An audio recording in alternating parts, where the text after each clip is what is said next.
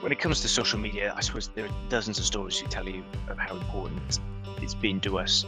We always ask where people hear about us, and 9 times out of 10 it's social media. It's on a community board, someone tagged me in a post, saw your post online.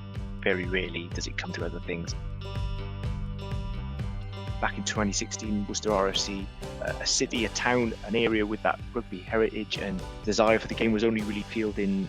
They had a first 15 and a second 15 where they could get enough lads. So it was really about getting more people off their bums, back into rugby, enjoying all the wonderful things we all know that rugby can give you. And over this time, so far, we've brought in well over 100 players into the club. We now have an established 1s, 2s, 3s, as well as a mixed ability team in men's seniors, and we've just launched a women's mixed ability team as well. As a very new idea to the Worcester area, using social media was a godsend, really. It was our lifeline to trying to attract new players. It was the only thing we had. We didn't have any money, no real resources to throw at trying to attract new players. But our real way of reaching people with fun, interactive messages was social media, and primarily at the time then Facebook. We've since branched out into Twitter and Instagram as well. The club now has its own YouTube channel as well. But Facebook primarily was our main vehicle for reaching new people. We would post both on our page, in the club's pages, then also in the groups surrounding Worcester Warriors and the fan groups around that, because those people have a natural affinity and interest with rugby. We also would post in a lot of community local groups and just advertise what we were doing, and that allowed us to attract a whole raft of people. Some people who played rugby before, some who'd never played at all, and of course, in terms of mixability, those players as well with additional learning needs. I definitely think the social media that we use and we produce definitely gives an aura of welcoming, of friendliness, of inclusivity to the team itself. It's something we would hear a lot from guys who've been out of rugby for a long time, would feel intimidated, unfit, not up to it, too physically demanding. But our environment is always welcoming. Everyone is welcome. It's an ethos and culture of inclusivity and encouragement. It's all positive language, nothing negative.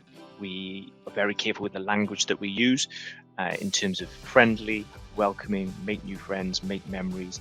More of a focus on that really than the rugby itself. We use testimonials from players that are with us, so both reviews they've given us on Facebook and both things they've said to us.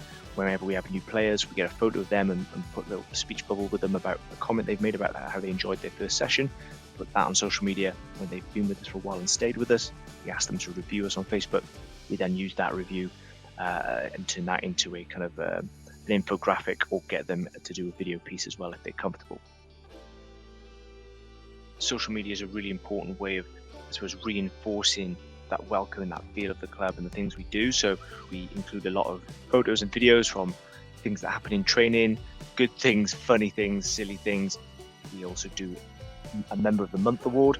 We've been fortunate enough to get that sponsored, so that brings in money to the club, and that's for not just being a great player. It doesn't have to be that at all. It could be a good club person. They might have been washing the bibs, collecting all of the balls in, picking up all the cones, encouraging other players, bringing new players into the team, volunteering, doing car parking, work behind the bar, whatever it is. We take photos of that and put that recognition up on our social media channels as well, with a little bit of why they've won it. So constantly reinforcing their value to the club.